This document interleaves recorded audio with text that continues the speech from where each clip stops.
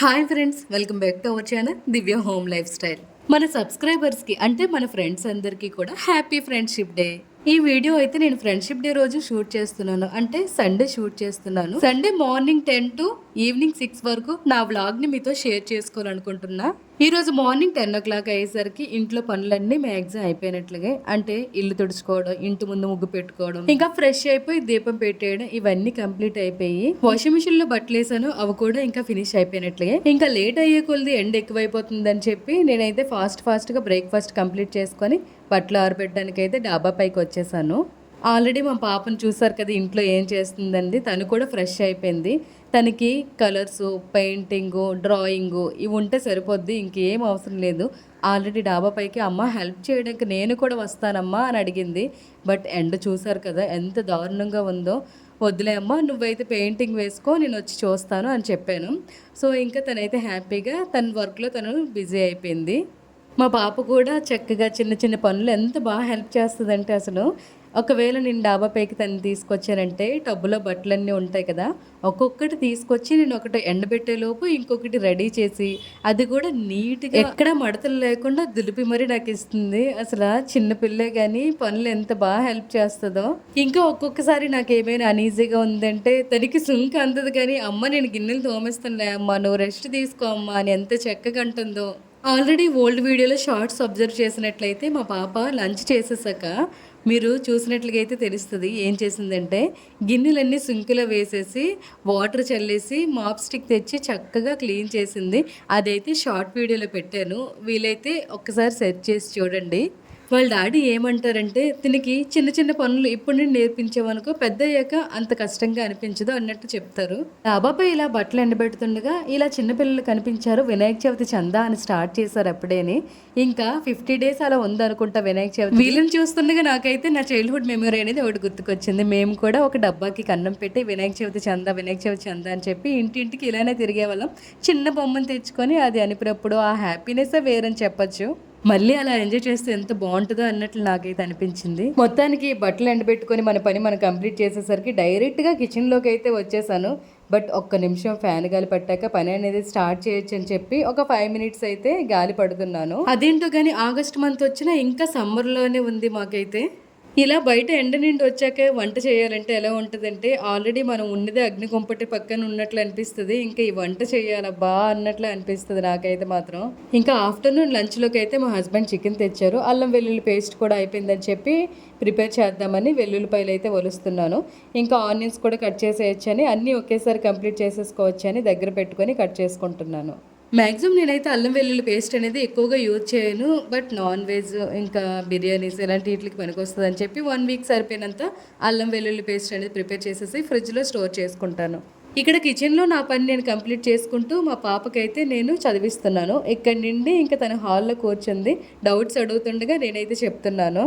Sunday కూడా చదివించాలా, అతన్ని free బర్డ్లో వదిలేయచ్చు కదా సిస్టర్ అని అనుకుంటారేమో. బట్ FA1 ఎగ్జామ్స్ అనేవి స్టార్ట్ అవబోతున్నాయి, అందుకని చెప్పి తనకు ఒకసారి రివిజన్ చేద్దామని చెప్పి చదవమంటున్నాను. బట్ తనేమో అటొక్కసారి ఇటొక్కసారి తిరిగి ఒక అరగంటకి ఒక 2 papers కూడా చదవడం కష్టమేనేమో అన్నట్లు చదువుతుంది.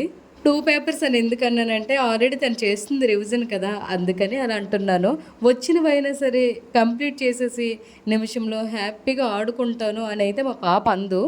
రోజంతా కూడా ఇంకా బుక్ ముందు ఉండి టైంపాస్ చేస్తూనే ఉంటుంది. తినలో ఉన్న బ్యాడ్ హ్యాబిట్ ఇదేని.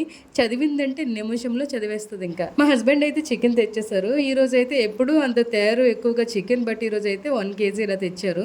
ఎందుకంటే పాపకి చికెన్ అంటే ఇష్టం కదా. ఏం చేస్తామంటే ఈరోజు వండేసి ఇంకా ట్యూస్డేకి కొంచెం కర్రీ అయితే ఉంచు. కర్రీ అంటే మీరు వండేసిన కర్రీ అని అనుకుంటారేమో, కాదు. ఇందులో ఉన్న సాఫ్ట్ పీసెస్ ఏవైనా తీసేసి వాష్ చేసేసి అవి డీప్ ఫ్రిడ్జ్లో స్టోర్ చేసుకోవడం. ఒక 1 dayకి ఏం అవ్వదు కదా అని చెప్పి మ్యాక్సిమం మా హస్బెండ్ అయితే ఫ్రిడ్జ్ లోపల ఫుడ్ ఏమి తిననివ్వరు, ఫ్రిడ్జ్లో పెట్టినవి. అందుకు ఇంకా సండే తెచ్చినవి ట్యూస్డే అయితే ఎట్టి పరిస్థితుల్లో అది కంప్లీట్ చేసేస్తాను నేనైతే. మేము ఎప్పుడు చికెన్ తెచ్చుకున్నా లేదంటే తెప్పించుకున్నా మ్యాక్సిమం స్కిన్లెస్సే తింటాము. ఎందుకంటే చికెన్ తిన్నదే తక్కువ, అందులో స్కిన్తో అంటే అస్సలు ఎవ్వరు తినరు. నేను తిన్ను, మా హస్బెండ్ తినరు, ఇంకా పాప కూడా తినదు. మా హస్బెండ్కి ఏమో చికెన్ అంటే అస్సలు నచ్చదు. బట్ నాకు మా పాప కంటే చికెన్ అంటే అసలు ఎంత ప్రాణం అంటే, సండే ఎప్పుడు వస్తుందా చికెన్ ఎప్పుడు తెచ్చుకుంటామా అని చూసే రకం మా ఇద్దరం అయితే. అది కూడా మా ముగ్గురం చికెన్ ఫ్రై అయితేనే ఎక్కువ తినడానికి ఇష్టపడతాం. చికెన్ అయితే బాగా వాష్ చేసేసాను కదా! ఆల్రెడీ చెప్పాను కదా 1 కేజీ వరకు ఇలా తెచ్చారని. సో, పాప కోసం కొంచెం అయితే ఒక బాక్స్‌లో సెపరేట్ చేసేసి డీప్ ఫ్రిడ్జ్‌లో పెట్టుకుందామని చెప్పి సాఫ్ట్ పీసెస్ ఏవుంటాయో అవైతే సెపరేట్ చేస్తున్నాను. మా హస్బెండ్ ఏమో ఫిషు, మటను, ఎగ్గు ఇవి తినడానికైతే బాగా ఇష్టపడతారు. బట్ మా కోసం తను కూడా అడ్జస్ట్ అయిపోవాల్సొస్తుంది. అంటే ఏం చేస్తామంటే 2 వీక్స్ చికెన్ అలా తెచ్చుకున్నామనుకో 1 వీకు ఫిష్ అయినా, మటన్ అయినా మ్యాక్సిమం ఎగ్స్ అయితే సండే ప్రిఫర్ చేయము. ఎందుకంటే నార్మల్ డేస్‌లో ఎగ్స్ అయితే వండుకుంటాం కాబట్టి.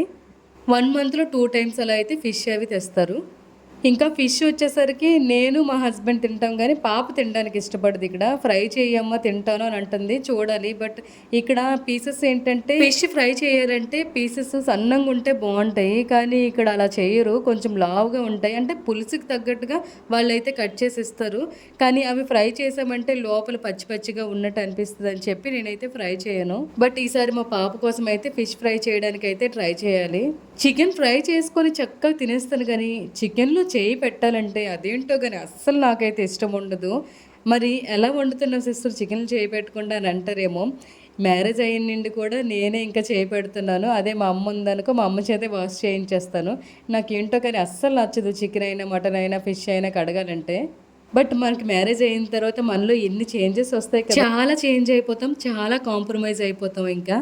అదెలా అంటే ఫుడ్ విషయంలో అయినా, డ్రెస్సింగ్ అయినా, లేదంటే ఇంట్లో ఏ సిట్యుయేషన్ అయినా సరే ఇంకా బాగా కాంప్రమైజ్ అయిపోతాం మనం అయితే.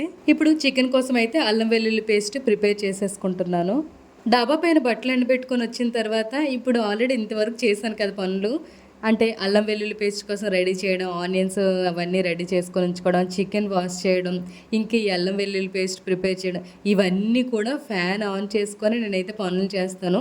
వన్స్ స్టవ్ ఆన్ చేశాక మరి ఇంకెలాగో వేడిగా ఉంటుంది కదని చెప్పి ఫ్యాన్ ఆన్ చేసుకొని ఇలాంటి పనులన్నీ కంప్లీట్ చేసేసుకుంటాను. ఈరోజు సండే కదా మా హస్బెండ్ ఎలాగో చికెన్ తెచ్చారని చెప్పి చికెన్ బిర్యానీ చేద్దామని చెప్పి డిసైడ్ అయ్యి ఉన్నాను. కానీ నా మైండ్లో అయితే ఇలా చేయాలి అలా చేయాలని ఏమీ లేదు. ఎలా చేయాలనేది అస్సలు ఏం థాట్ లేదు. ఎందుకంటే నార్మల్గా మనం కుక్కర్లో బిర్యానీ ప్రిపేర్ చేస్తాము, ఇంకా దమ్ బిర్యానీ రైస్ బాయిల్ చేసి చేస్తాం కదా. ఆ 2 మెథడ్లో కాకుండా నేనైతే ఈరోజు డిఫరెంట్గా ట్రై చేస్తున్నాను. టేస్ట్ ఎలా వస్తుందో తెలియదు. మా హస్బెండ్ చేతిలో నాకైతే రౌండ్ అయిపోద్దేమో అని అనిపిస్తుంది. అల్లం వెల్లుల్లి పేస్ట్ ఇలా రెడీ చేసుకొని ఇంకా ఫ్రిడ్జ్లో అయితే స్టోర్ చేసుకుంటాను. ఇప్పుడు మనం చికెన్‌ని మ్యాగ్నేట్ చేసుకుందాం. సరిపోయినంత సాల్ట్‌ని యాడ్ ఆల్రెడీ మనందరికీ తెలిసింది కదా! చికెన్ మ్యాగ్నేట్ చేయడానికి మనం ఏ ఇంగ్రీడియెంట్స్ యూజ్ చేస్తామన్నది. పసుపు, కారం, ధనియాల పౌడరు, జీలకర్ర పౌడరు, ఇంకా అల్లం వెల్లుల్లి పేస్టు, చికెన్ మసాలా, బిర్యానీ మసాలా లైట్‌గా, ఇంకా పెరుగు, ఆయిలు ఇవన్నీ యాడ్ చేసుకొని బాగా ముక్కలకి మసాజ్ చేసుకొని హాఫ్ అన్ అవర్ వరకు అయితే ఫ్రిడ్జ్లో మనం పెట్టుకొని ఉంచినట్లయితే బాగా మ్యాగ్నెట్ అవుతాయి చికెన్ పీసెస్ అనేవి. అంటే సాల్టు, కారం, ఉప్పు, మసాలా ఈ పీసులకి బాగా పడతాయి. నేనైతే ఈ ఇంగ్రీడియంట్స్ యూజ్ చేసి చికెన్ని మ్యాగ్నెట్ చేసుకుంటాను. మ్యాగ్నేట్ చేస్తున్నాను అంతా బాగానే ఉంది కానీ నా మైండ్లో అయితే చికెన్ బిర్యానీ కోసం ఎక్కడో ఏదో తేడా కొడుతుంది. ఎందుకంటే ఎప్పుడూ బాగానే చేసేదాన్ని కదా, ఈరోజు వేరే ప్రాసెస్లో చేస్తున్నాను. ఎలా ఉంటుందో అని చెప్పి టెన్షన్ అయితే ఉంది. సో చూడాలి టేస్ట్ ఎలా వస్తుంది అనేది. ఇప్పుడు అల్లం వెల్లుల్లి పేస్ట్ కూడా యాడ్ చేసుకొని ఈ పీసులకి మసాలా అంతా పట్టినంత వరకు కూడా బాగా మిక్స్ చేసుకుందాం. ఇప్పుడు ఈ చికెన్ బిర్యానీ ప్రిపేర్ చేసుకుంటూ నా లైఫ్‌లో జరిగే ఒక ఇన్సిడెంట్ గురించి కాదు చాలా బిగ్ ఇన్సిడెంట్ గురించి మీతో షేర్ చేసుకోవాలనుకుంటున్నాను. అది ఏంటంటే నిజంగా ఈ విషయం చెప్పాక మీరు నవ్వుతారేమో చెప్పేస్తున్నాను ఇంకా లేట్ చేయకుండా. అది ఏంటంటే నాకు మ్యారేజ్ అయినంత వరకు కూడా నాకు టీ పెట్టడం కూడా కనీసం రాదు. జస్ట్ వాటర్ బాయిల్ చేయడం తప్పించి ఏమీ రాదు. ఎందుకంటే ఇంకా ఫస్ట్ నుండి కూడా అమ్మమ్మ వాళ్ళ ఇంటి దగ్గర పెరిగాను కదా!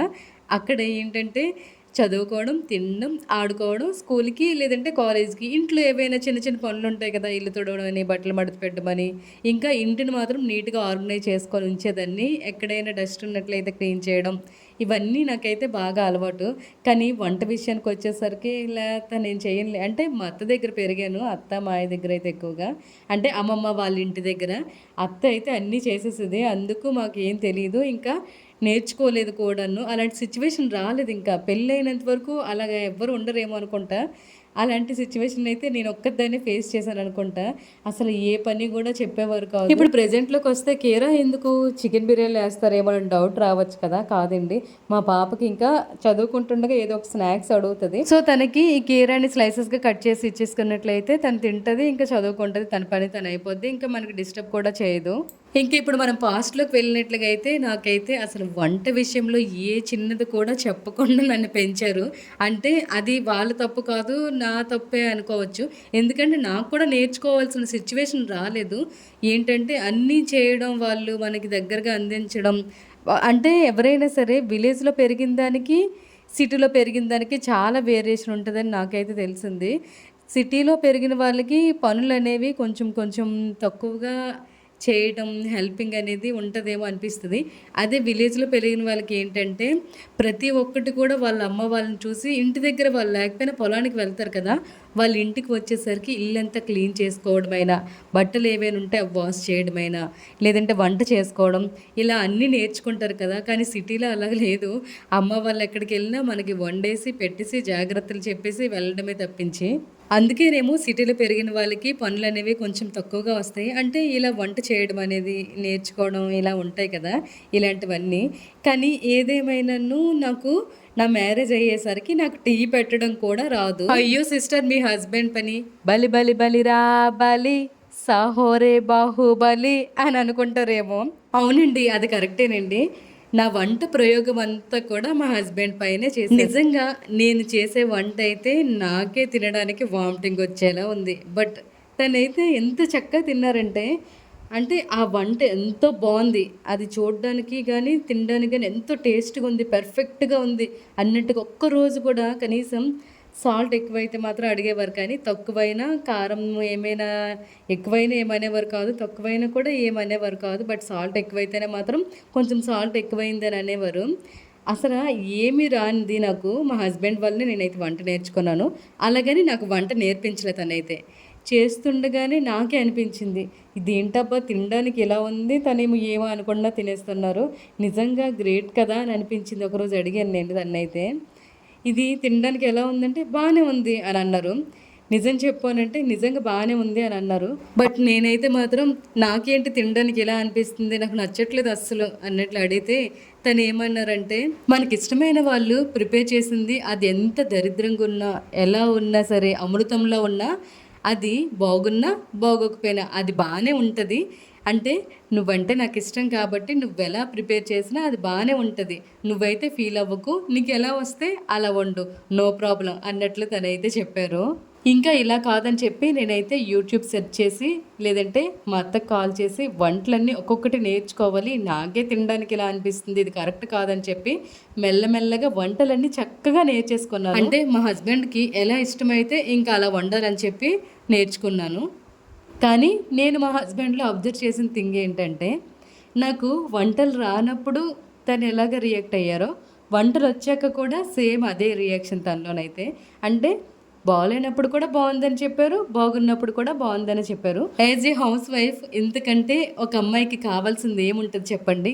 అంటే చాలా వరకు చాలామంది కూడా చిన్న సాల్ట్ తక్కువయ్యేసరికి గోల చేస్తారు. లేదంటే సాల్ట్ ఎక్కువైనా సరే, లేదంటే కారం తక్కువైనా అంటే స్పైసీ ఫుడ్ కాకపోయినా సరే, చిన్న చిన్న విషయాలకే చాలా ఎక్కువగా రియాక్ట్ అవుతారు. బట్ మా హస్బెండ్ అయితే అలా కాదు.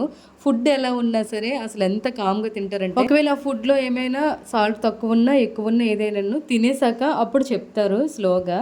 ఇలా అయింది అని అనుకోని చూసుకో కొంచెం నెక్స్ట్ టైమ్ నుండి అన్నట్లు చెప్తారు. అంతే తప్పించి అప్పుడు తింటుండగానే ఓవర్‌గా రియాక్ట్ అవ్వడం అలా చేయరు. బట్ నేనైతే ఒక విషయం విన్నాను. అదేంటంటే మన ఇంట్లో మగవాళ్ళంట ఫుడ్ ఎలా ఉన్నా వాళ్ళు సైలెంట్‌గా తినేసి వెళ్ళిపోతంట. ఆ ఇంట్లో లక్ష్మీదేవి అనేది ఉంటదంట. నిజంగా మా ఇంట్లో లక్ష్మీదేవి గురించి ఏమో గానీ, ఆ ఫుడ్ బాలేనప్పుడు మా హస్బెండ్ అలా రియాక్ట్ అవ్వకుండా ఉన్నట్లయితే నాకైతే చాలా హ్యాపీ అనిపిస్తది. అంటే ఎప్పుడు కూడా ఇలాంటి సిట్యుయేషన్ అయితే నేను ఫేస్ చేయలేదు. సో, ఈ విషయంలో అయితే నేను చాలా లక్కీ అని చెప్పొచ్చు. యాక్చువల్‌గా మాకు మ్యారేజ్ అయిన కొత్తలో అయితే మా హస్బెండ్ వెస్ట్ గోదావరిలో జాబ్ చేసేవారు. ఇంకా నేను అక్కడ ఉంటుండగా కొంచెం కొంచెం వెస్ట్ గోదావరి కూడా ట్రై చేసేదాన్ని వంటలు నేర్చుకొని. అంటే కట్టి పరుగులని అలాంటివన్నీ వాళ్ళు చెప్తే ఎలా ప్రాసెస్ అని అడిగితే వాళ్ళు చెప్పేవారు. అలాగే నేర్చుకునేదాన్ని. సో మెల్లమెల్లగా అన్నీ కూడా బిర్యానీస్ అని ఇవన్నీ ప్రిపేర్ చేయడం నేర్చుకున్నాను. కానీ ఇప్పటికీ కూడా నాకు భయమైన విషయం ఏంటంటే వంటల్లోన వడలు వేయాలన్నా, బూరెలు ప్రిపేర్ చేయాలి. ఈ రెండింటికి కూడా ఎందుకో గాని చాలా భయం. నాకు తెలిసి రీజన్ ఏంటంటే ఎప్పుడు కూడా నేనైతే బూరెలనేవి ట్రై చేయలేదు. వడ ఎప్పుడు వేసినా సరే నేను గ్రైండర్ వేసేసి మా హస్బెండ్కి ఇచ్చేస్తే తనైతే ట్రై చేసేవారు. అంటే డీప్ ఫ్రై చేస్తాం కదా, ఆయిల్ మన చేతిపైన అయినా లేదంటే ఇంకెక్కడైనా తుల్లిపోద్దేమోనని నాకు చాలా భయం. అందుకేనేమో ఇప్పటికీ కూడా నేను ఆ 2 ఫుడ్ ఐటమ్స్ కూడా నేర్చుకోలేదు. బట్ ఎప్పటికైనా మనకి మెయిన్ నేర్చుకోవాల్సినవి అవే. ఇప్పుడు ఏదైనా పూజలు చేయాలన్నా లేదంటే వ్రతాలు చేయాలన్నా మెయిన్ బూరెలు గారెలే కదా పెట్టాలి.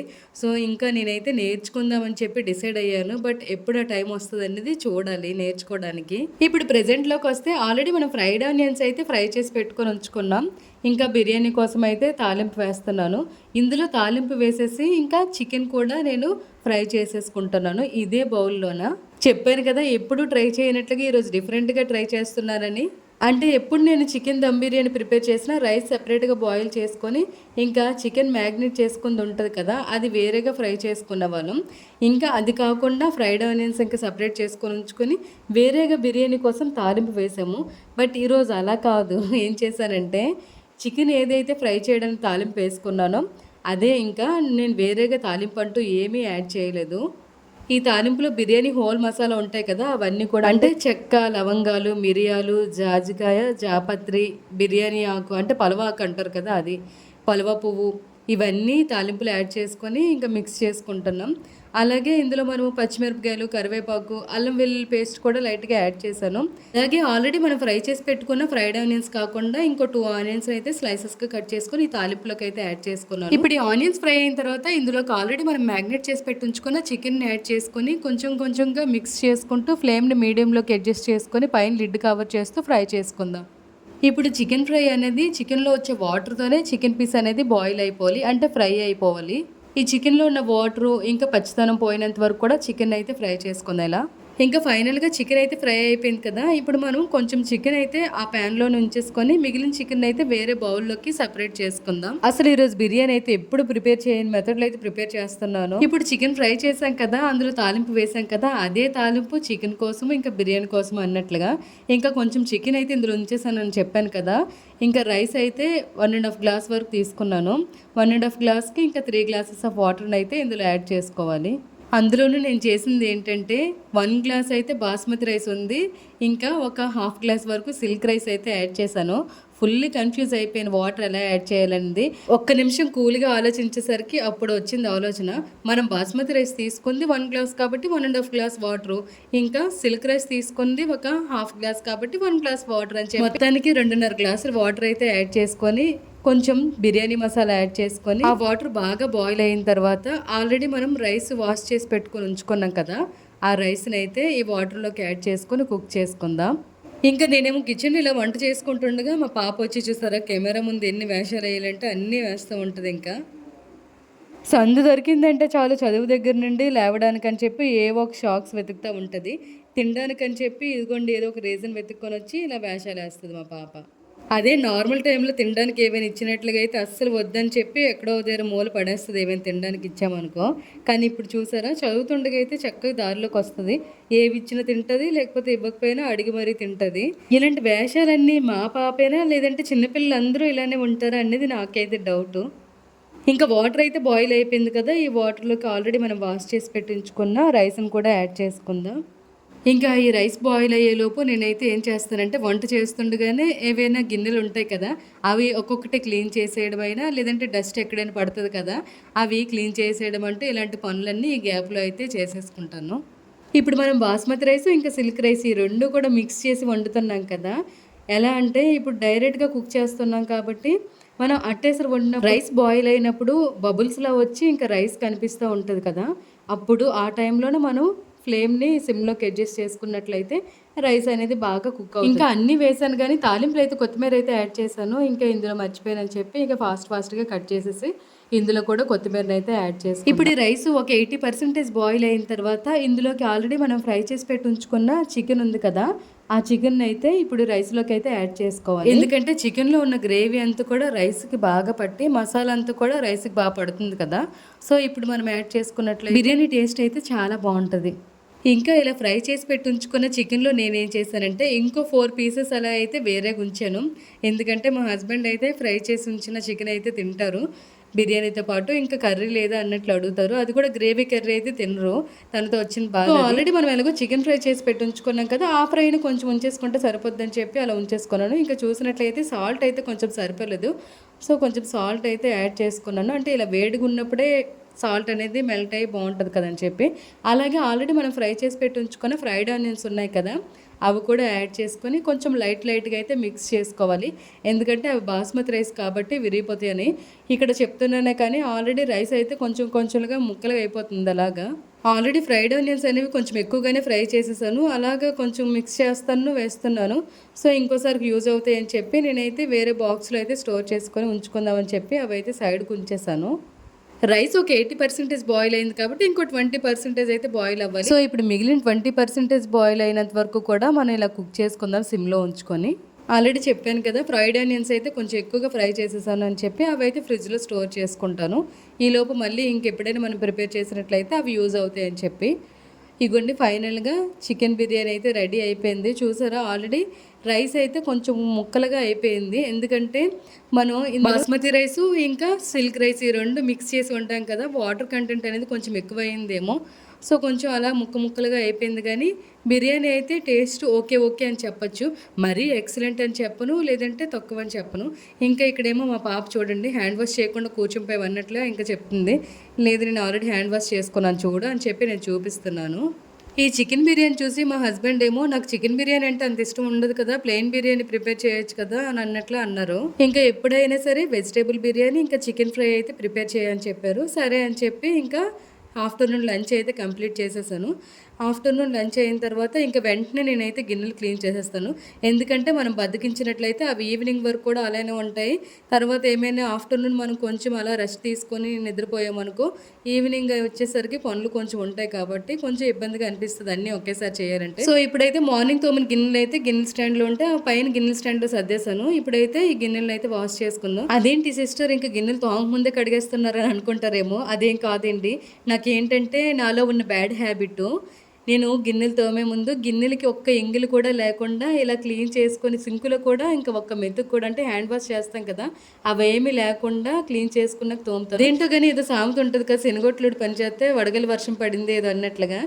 ఎప్పుడు నేను గిన్నెలు తోమడానికి వస్తానో అప్పుడే ఇంకా ట్యాంక్లో వాటర్ అయితే అయిపోద్ది. వాటర్ అయిపోతే ఏమైపోయింది, మోటార్ స్విచ్ ఆన్ చేసుకోవడమే కదా అని అనుకుంటారేమో, అలా అయితే హ్యాపీగా ఫీల్ అవుతుంది. మా మోటార్కి ఉన్న ప్రాబ్లం ఏంటంటే మోటార్ ఆన్ చేసిన తర్వాత కనీసం వాటర్ ఎక్కడానికి ఒక 15 మినిట్స్ అలా పడుతుంది. అంటే మోటార్ అనేది రిపేర్ వచ్చింది, ఇంకా అది అనేది అలా కంటిన్యూ అయిపోతుంది. మోటార్ ఒకటే సౌండ్ వచ్చేసి ఇంకా టైం పట్టి ఆ తర్వాత వాటర్ అయితే ఎక్కుతుంది ట్యాంక్కి. మొత్తానికి ఒక 15 మినిట్స్ వరకు మోటార్ ఆన్ చేసి ఆఫ్ చేసి ఇలా కింద మీద పడితే అప్పుడైతే వాటర్ వస్తుంది. అలాగే ఆల్రెడీ మనం మధ్యాహ్నం ప్రిపేర్ చేసిన బిర్యానీ కొంచెం ఉంది కదా, ఇంకా ఆ గిన్నె కూడా క్లీన్ చేసేద్దామని చెప్పి వేరే చిన్న బౌల్ తీసుకొని ఆ బిర్యానీకి అయితే వేరే బౌల్లోకి ట్రాన్స్ఫర్ చేసుకుంటున్నాను. అదే ఈ గిన్నె ఒకటి ఉండిపోయింది అనుకోండి, నా మనసుకి ఎలా అనిపిస్తుంది అంటే కిచెన్లో ఆ గిన్నెని చూసినప్పుడల్లా ఆ బిర్యానీని వేరే బౌల్లోకి ట్రాన్స్ఫర్ చేసుకొని అది తోమేశాను కాదు అని మాటికి మనసులో ఫీల్ అవ్వాలి ఆ గిన్నె చూసినప్పుడల్లా. అలా కాకుండా మనం క్లీన్ చేసేసుకున్నాం అనుకో మన మనసు కూడా ప్రశాంతంగా ఉన్నట్టు అనిపిస్తుంది. సో మొత్తానికి ఇంకా గిన్నెలన్నీ బాగా వాష్ చేసుకొని ఇప్పుడైతే గిన్నెలు తోముతాను. అంటే నాకు గిన్నెలు తోమినప్పుడు స్క్రబ్కి ఒక ఎంగిలి కానీ ఏమి అంటకూడదు, అదేంటో కానీ నాకు అలాగ అలవాటు అయిపోయింది ఎందుకో మరి. గిన్నెలు తోమేసాక ఎవరైనా కడుగుతారు కానీ గిన్నెలు తోమే ముందు కడుగుతాను, ఇంక గిన్నెలు తోమేసిన తర్వాత కూడా నేనైతే కడుగుతాను.